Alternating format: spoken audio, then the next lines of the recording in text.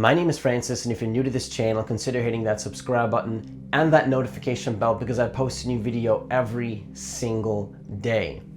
My mindfulness group coaching program is now open, so if you want to be a part of the class, hit the link that's in the description box of this video. In this video, what I wanted to share with you is how to actually break any old habit. But when it comes to breaking a habit, the one thing that you have to understand is that it's very important to shift who you actually are on an identity level. Because most people are focused on the wrong thing when it comes to actually breaking the habits that are happening in their life.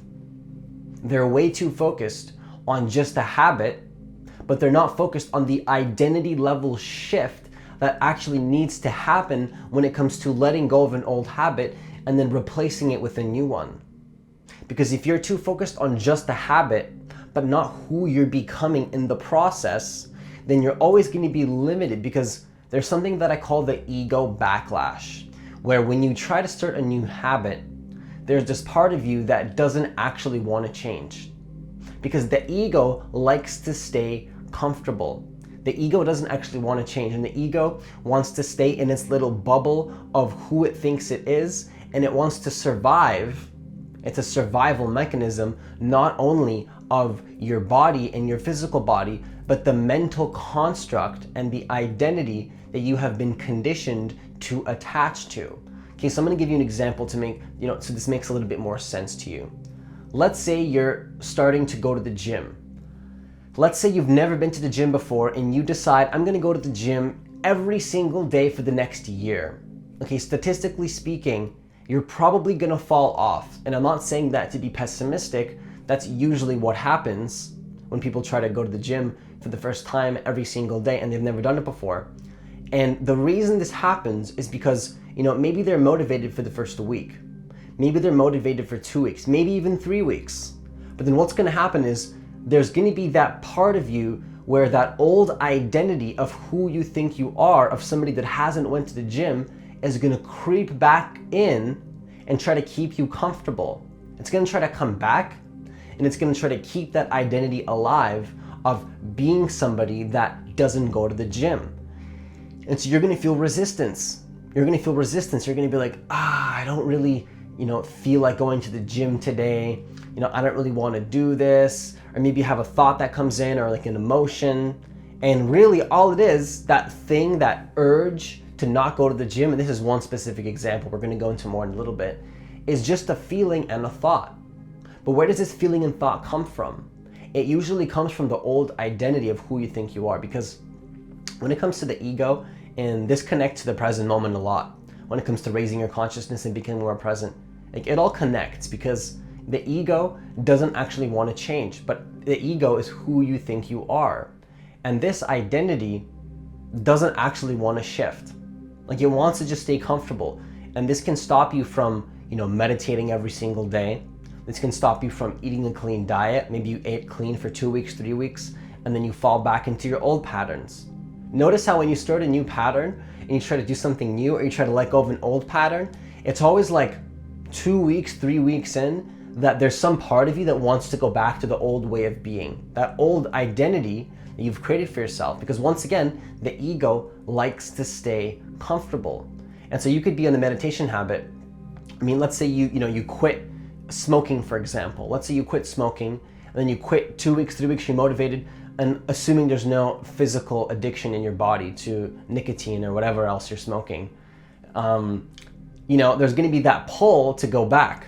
And that's going to come in the form of a thought and a feeling. And depending on how invested your ego was in this habit, you're going to feel a strong pull to go back.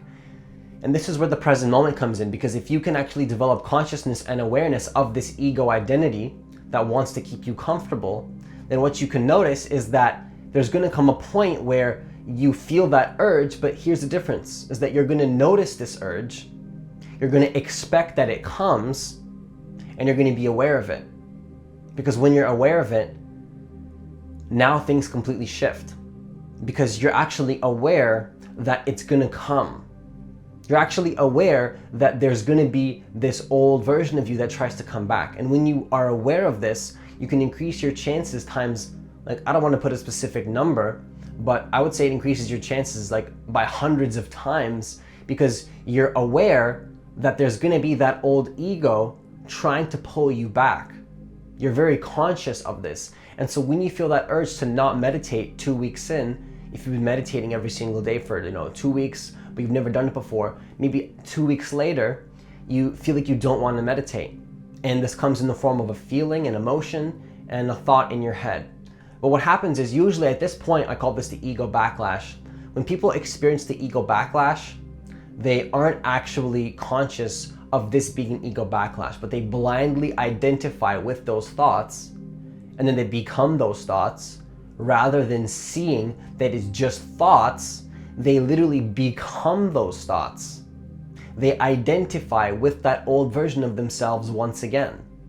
And this can be a serious issue if you don't watch out for this, because if you don't disidentify from your ego and find out who you are at a deeper level by doing consciousness work, by meditating, doing yoga, using the tools at your disposal that are allowing you to become more conscious, if you never disidentify from your ego and connect to who you truly are in this present moment, then you're always going to be limited and trapped to be stuck in a loop of living the same patterns over and over and over and over.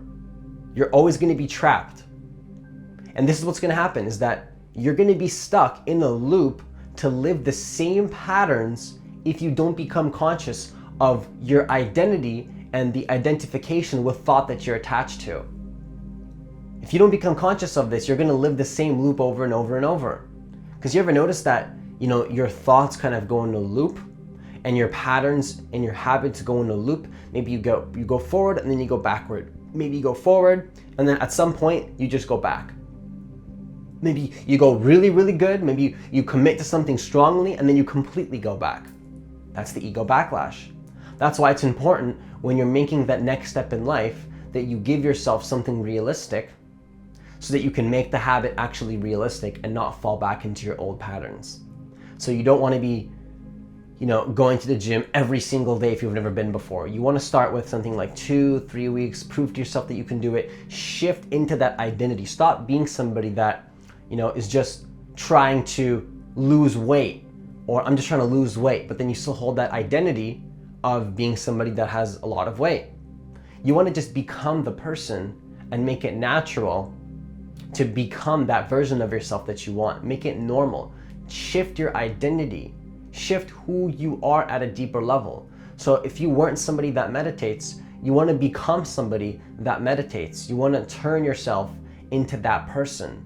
But then when you do this, your old self, the self that you've been invested in, you're going to feel resistance because you're not that person right now. But when you're becoming that person, you're going to feel resistance because that old ego is like, wait a second, what are you doing? This is not who you are.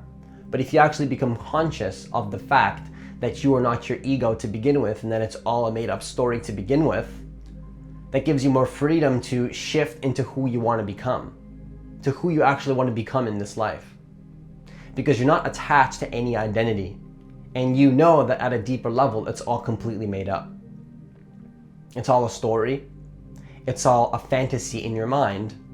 And at the end of the day, any identity that you create for yourself is not who you truly are. It's all a made-up ego that we're attached to. And when you can become conscious of this, when you can become conscious of the fact that you are not your ego by taking a step back, doing things like meditation, living your life as the witnessing presence versus being attached to form meaning thoughts, feelings, and emotions, and any other experience in life, but you are not actually that experience, but there's something witnessing the experience in the background.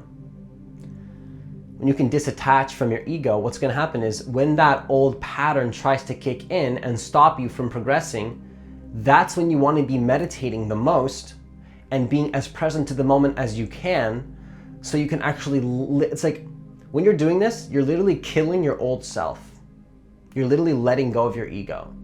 And so this is where meditation can be super powerful, because when you feel that urge to go back to your old self, that temptation, what you're going to do is you're going to stay conscious and you're going to stay present to the moment and you're going to meditate. But here's the interesting thing about this, okay? And this is the key right here, is that in that moment, you're not going to want to meditate. That's when you're not going to want to meditate the most. And that's when you should be meditating the most. So when that ego backlash comes, that urge to, go back to the old patterns, that's exactly when you're not going to want to stay present. That's when you're going to go back to the old patterns. You're going to feel that urge to go back. But instead, that's exactly when you should be meditating the most. This is why the moments where you don't want to be meditating the most is the days and the moments that you should be meditating the most, because that's when your ego is feeling the most resistance.